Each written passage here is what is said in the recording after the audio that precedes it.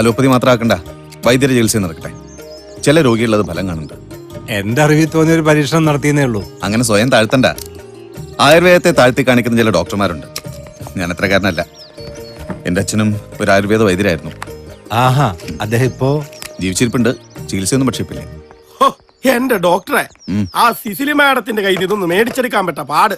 സംസാരം കേട്ട ഒരു മാതിരി ചൊറിഞ്ഞു വരും. ഇയാൾ ചൊറിയാനും പറയാനൊന്നും പോണ്ട. പോയി തന്നെ ജോലി നോക്ക്. ഓ, നീ ഇങ്ങനെ നോക്കി നിൽക്കാവുന്ന ഇളകി ശങ്കു.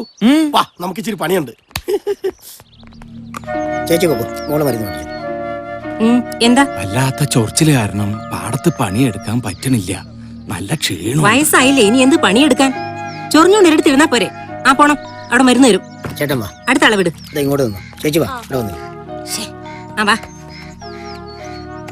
കിട്ടിയെങ്കിൽ അങ്ങോട്ട്. എന്താ ആ പേര് പറഞ്ഞോ? പുരുഷൻ. അത് കണ്ടാലറിഞ്ഞൂടെ? തന്റെ പേരാ ചോദിച്ചത്. പുരുഷോത്തമൻ മുഴുവൻ പേരും. ആ, അങ്ങനെ മുഴുവനായിട്ട് പറ, എന്നാലേ അസുഖം മുഴുവനായിട്ട് മാറൂ. ആ മാഡത്തിന്റെ അടുത്തേക്ക് എങ്ങോട്ടാ? ഓ, ആ അടുത്ത ആള് കാർത്തു. എന്താ എഴുതണില്ലേ? എഴുതാം. നല്ല പേര്, കാർത്തു. എന്റെ പേരെന്താന്നറിയൂ? കാർത്തികേയൻ. കമ്പൗണ്ടർ കാർത്തികേയൻ. എളുപ്പത്തിന് കാർത്തിന്ന് വിളിക്കാം. കാർത്തു, കാർത്തി. കൊള്ളാല്ലേ? എന്താ അസുഖം? അത് ഡോക്ടറോട് പറഞ്ഞാ പോരെ? അത് ഡോക്ടറോട് പറഞ്ഞാ മതി. നമുക്ക് വേറെ പറയാനുണ്ട്, അത് പിന്നെ പറയാം. ഡോക്ടറുടെ അടുത്തേക്ക് ചെല്ലും. ഒരു പട്ടിക്കാടാ. എന്ത് പറയാനാ, ഞാൻ ഇവിടെ കുടുങ്ങിപ്പോയില്ലേ. ഇവിടെ ഭയങ്കര ചൂടാ, പോരാത്തതിന് പൊടിയും. എന്തൊക്കെയുണ്ട്? ഞാൻ പിന്നെ വിളിക്കാം.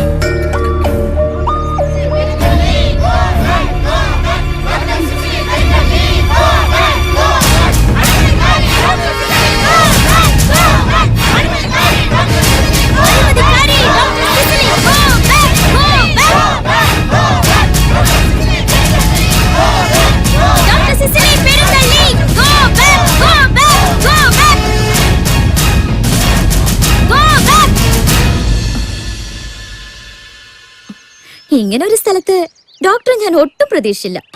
ഞാനും. നമ്മുടെ പണി ഇതൊക്കെയല്ലേ. ചെരുപ്പുമാല വല്ലതും കൊണ്ടുവന്നിട്ടുണ്ടോ അണിയിക്കാൻ?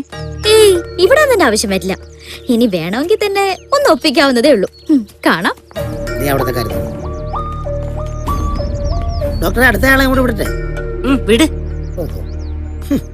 ഇങ്ങനെ ഒരു ക്യാമ്പ് വേഗം സംഘടിപ്പിച്ച നന്നായി. പക്ഷേ ഈ മാലിന്യ നിക്ഷേപം തടയാൻ കഴിഞ്ഞാലേ പ്രയോജനമുള്ളൂ. മായമി ടീച്ചറും രാധികയും ശക്തമായിട്ടൊന്ന് മുമ്പോട്ട് വരണം.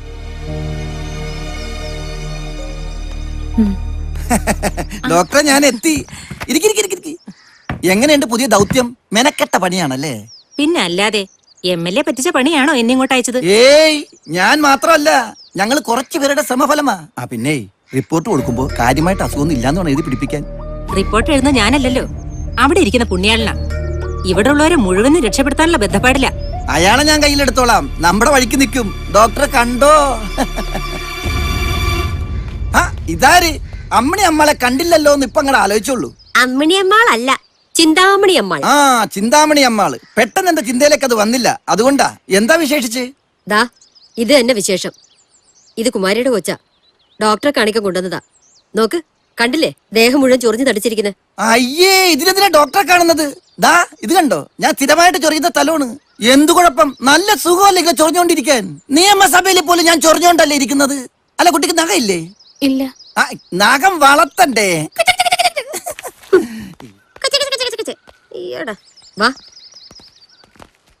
പരശു സാറേ, ഞാനിവിടെ ഉണ്ടേ, ഒന്ന് ഗൗനിക്കാതെ പോയാലോ? ഞാൻ ദൂരെ നിന്നൊന്ന് ഗൗനിച്ചതാ. അപ്പൊ വാസുക്കുട്ടൻ എന്നെ ഗൗനിച്ചില്ല. ഒരിക്കൽ ഗൗനിച്ചാൽ പിന്നെ കുറെ കഴിഞ്ഞ ഗൗനിക്കാവൂ. ഈ ഗൗനിക്കലിന്റെ ഒരു മനഃശാസ്ത്രം അങ്ങനെയാണ്. ദേ, അവിടെ ഒന്ന് രണ്ടുപേരെ ഗൗനിച്ചിട്ട് ഞാൻ ഇപ്പൊ ഇത് ഗൗനിക്കേണ്ട അസുഖം തന്നെ. ഇതിനൂടെ ചികിത്സയില്ല, കുറെ ദൂരെ പോണം. ഇന്ന് വടിക്കാൻ പോയില്ലേ? വടിക്കാൻ ഇല്ല, വടിക്കത്തി ഒടിഞ്ഞു പോയി, അതുകൊണ്ട് പോയില്ല. എന്നാ ഒതുക്കത്തിൽ എവിടെയെങ്കിലും പോയി വാടോ. അയ്യോ കഷ്ടം. ആ മരിച്ചുപോയ കുട്ടിയുടെ ഡീറ്റെയിൽസ് വേണം. റിപ്പോർട്ട് എഴുതുമ്പോൾ ഞാൻ അതും കൂടെ സൂചിപ്പിക്കാം. ശരി ഡോക്ടർ. ഹലോ ഡോക്ടറെ, ഇരിക്കി. ഇതല്ലേ ആ മായമ്മ ടീച്ചർ ഇവിടുത്തെ മാലിന്യങ്ങൾക്കെതിരെ ശബ്ദമുയർത്തുന്ന? അതെ. അതിനെ കുറിച്ചുള്ള ചർച്ചയിലായിരുന്നായിരിക്കും രണ്ടാളും അല്ലേ? ഞാൻ വന്ന തടസ്സായില്ലല്ലോ. ഏയ്. ഇനി കാര്യത്തിലേക്ക് കടക്കാം. ഡോക്ടറുമായി പ്രധാനപ്പെട്ട ഒരു കാര്യം സംസാരിക്കാൻ കൂടിയാണ് ഞാൻ ഇങ്ങോട്ട് വന്നത്. ആരോഗ്യമന്ത്രി ഞാനും കൂടി ഇന്നലെ ഡോക്ടറുടെ കാര്യം സംസാരിച്ചു. എന്നെ കുറിച്ചോ? എന്ത് കാര്യം? യൂണിവേഴ്സിറ്റിയുടെ പുതിയ സിൻഡിക്കേറ്റ് മെമ്പറായി ഡോക്ടറുടെ പേരാണ് പരിഗണിക്കുന്നത്. സംഗതി അതീവ രഹസ്യമാണേ. എന്തിന്? ഞാൻ ആവശ്യപ്പെട്ടില്ലല്ലോ. ആവശ്യപ്പെടണോ? ഡോക്ടറുടെ ജനസമ്മതിയും കഴിവും പരിഗണിച്ച് ഞങ്ങൾ അങ്ങോട്ട് തീരുമാനിച്ചു. വേണ്ട സാറേ, ഇതുപോലെ തലപ്പത്തുള്ള സ്ഥാനത്ത് ഇരിക്കുന്നേക്കാ താല്പര്യം എനിക്ക് പാവങ്ങളെ ശുശ്രൂഷിക്കുന്നു. ഈ ഡോക്ടർ എന്ത് മണ്ടത്തരം ഈ പറയണത്? ഇതുപോലുള്ള സ്ഥാനങ്ങൾ കിട്ടാൻ വേണ്ടി ഓരോരുത്തരും എന്തിനും തയ്യാറായി എങ്കിൽ നിൽക്കുമ്പോൾ അവർക്ക് തന്നെ കൊടുക്കണം. നിങ്ങൾക്കും ഗുണകരവും. എനിക്ക് താല്പര്യമില്ല. ഹോസ്പിറ്റലിൽ അഡ്മിറ്റ് ചെയ്യാൻ പറഞ്ഞ പേഷ്യന്റിനെ കൊണ്ടുപോകാൻ ആംബുലൻസ് എത്തിയിട്ടുണ്ട്.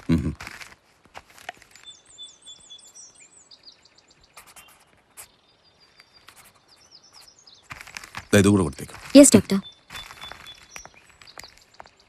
ഡോക്ടർ പറഞ്ഞതിന്റെ അർത്ഥം ഇപ്പോഴാണ് എനിക്ക് പിടികിട്ടിയത്. എന്ത്?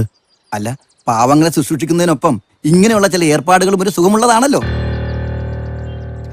അല്ല, ഇത്തരം വിഷയങ്ങളിൽ ഡോക്ടർക്ക് ഒരു അല്പം താല്പര്യം ഉണ്ടോന്ന് എനിക്കൊരു സംശയം. മായമ്മ ടീച്ചർ, മേയറുടെ മകള്, പിന്നെ ഇവിടുത്തെ ചില അയ്യോ സാർ, പതുക്കെ. ആരെങ്കിലും കേട്ടാ? അപ്പൊ എന്തൊക്കെയോ ഉണ്ട്. സൂക്ഷിക്കണം. വല്ല പത്രക്കാർക്ക് സംശയം തോന്നിയാ പിന്നെ നാണക്കേടാണേ. മെഡിക്കൽ ക്യാമ്പിലെ സുഖ ചികിത്സ എന്നും മറ്റാവും തലക്കെട്ട്. സാറ് നേരത്തെ പറഞ്ഞ സിൻഡിക്കേറ്റ് മെമ്പർ സ്ഥാനമല്ലേ? എനിക്കതിൽ താല്പര്യമില്ലാതില്ല. സാർ കാര്യമായിട്ടാണോ പറഞ്ഞ? പിന്നല്ലാതെ. അങ്ങനെ വഴിക്ക് വാ ഡോക്ടറെ. ഇപ്പോഴാണ് ഡോക്ടർ ഡോക്ടറായത്. അതേക്കുറിച്ച് നമുക്ക് അകത്തിരുന്ന് സംസാരിക്കാം. ഇവിടെ ആരും കേൾക്കണ്ട. വേണ്ട. ഇതൊക്കെ അകത്തിരുന്ന് തന്നെ സംസാരിക്കണം.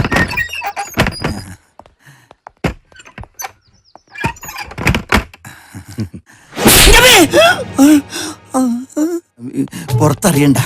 മെഡിക്കൽ ക്യാമ്പിലെ ഡോക്ടർ MLA തല്ലിന്നറിഞ്ഞാൽ നാണക്കേട് ഡോക്ടർക്കാ. മെഡിക്കൽ ക്യാമ്പിലെ മാലപ്പടക്കം എന്നാവും പത്രത്തിൽ. പിന്നെ പോവാം. അപ്പൊ എല്ലാം അകത്ത് വെച്ച് പറഞ്ഞ പോലെ ഗസ്റ്റ് ഹൗസിൽ എനിക്കൊരു മീറ്റിംഗ് ഉണ്ടായിരുന്നു. എപ്പോഴാണെന്ന് ഞാൻ മറന്നുപോയി. ഇതിന്റെ അകത്ത് കയറുന്നവർ എനിക്ക് നല്ല ഓർമ്മയുണ്ടായിരുന്നു. എന്നാ പറഞ്ഞ പോലെ